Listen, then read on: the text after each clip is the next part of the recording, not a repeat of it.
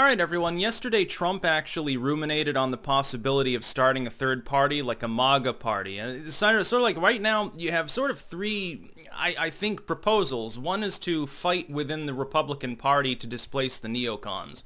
That would be really great, except it's an uphill battle because they have a huge money-making apparatus. Another one is like a patriot party, which is populistic in form. And then the third, I guess, is the idea of rallying behind Trump as a singular character. Now, if Trump forms a third party, would he win like if he ran in 2024? No. To be clear, he would not. It would end up splitting the right-wing vote. He'd have depressed Dem turnout because all the Tulsi Gabbard Dems are not going to support whatever cretin is running on that side, so he'd do well. It would cripple the political system. I think what I've proposed is that if you want to have a third-party uprise-style movement, you must get active on the local and state level.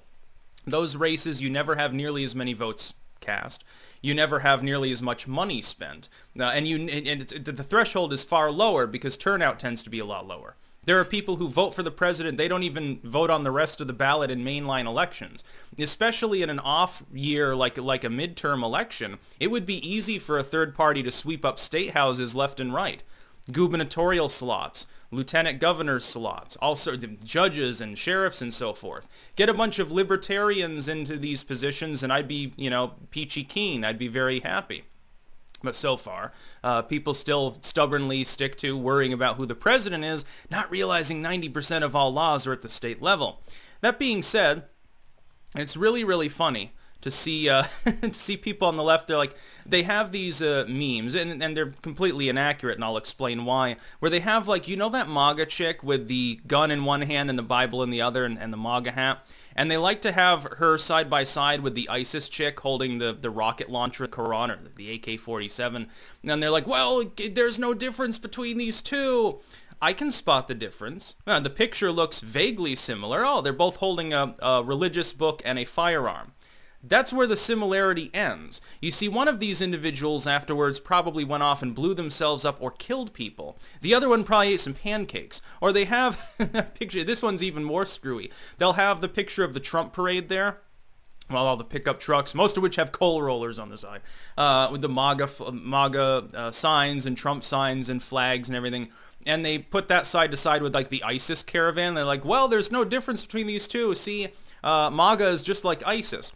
One of those groups is not correlated with violence. The other group rolled into town and beheaded half the people and enslaved the rest as prostitutes. That's what ISIS would do. ISIS was so murderous that they even got booted by Al-Qaeda.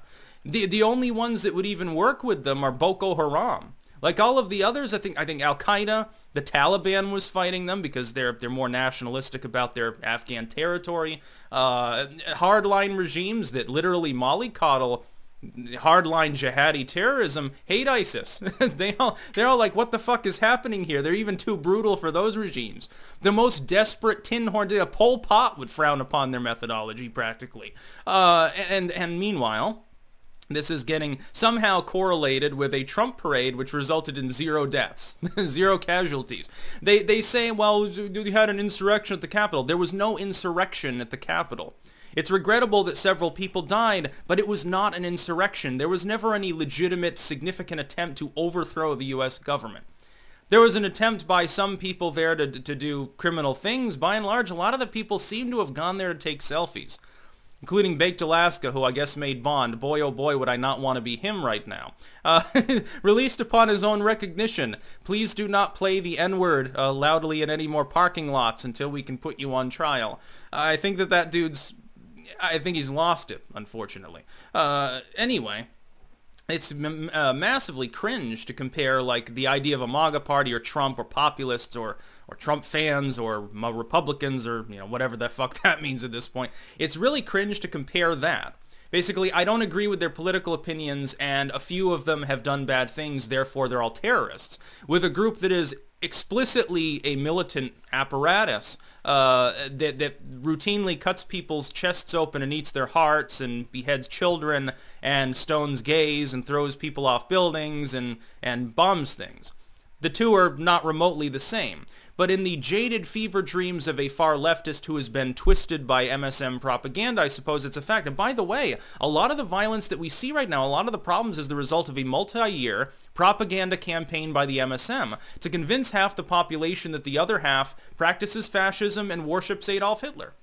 That's really at the root cause of what's going on right now. The Antifa riots, BLM thugs rioting, the Capitol invasion.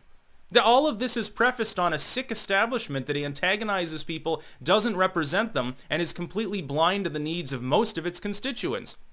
Why do you think that there are more far leftists and far more far rightists than there were a few years ago? Then they have this stupid message of unity. We're going to unify around a neoliberal Biden.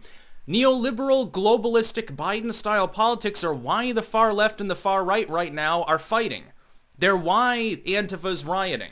They don't want your neoliberalism. They're why BLM is rioting. They're why you have a Boogaloo movement, so-called. Why you have the Proud Boys. Why you have the Tea Party. Why you had the Ron Paul Revolution. Every possible counter to the establishment is there because the establishment fucking sucks.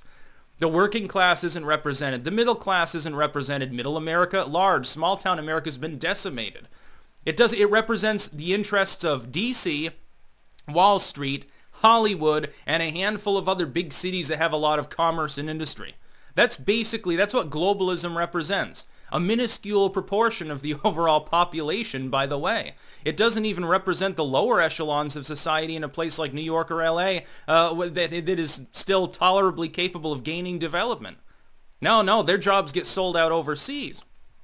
So it's kind of cringe to say that people who stand against that and have what we would consider, in my opinion, views similar to maybe a proto-Ronald Reagan approach, it's relatively difficult to reconcile how you could think of that as being remotely similar to a group like ISIS. There's no similarity. ISIS in a single day would kill more people than died in every possible instance of right-wing violence we've had in the United States for the last 10 years. ISIS wiped out entire towns.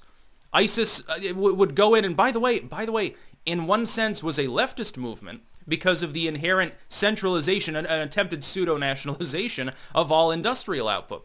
First thing ISIS did when it rolled in was guard the oil wells and centralize everything. They didn't usher in a free market economy. Closest thing you can get to that is the open-air slave markets in Libya, which was destroyed by none other than, you remember? The Democrats, Obama and Hillary Clinton. Interesting how they don't take any blame for the shitty situation in which millions of people have been enslaved and killed by groups like ISIS that still operate in the area. That's about all. Peace out.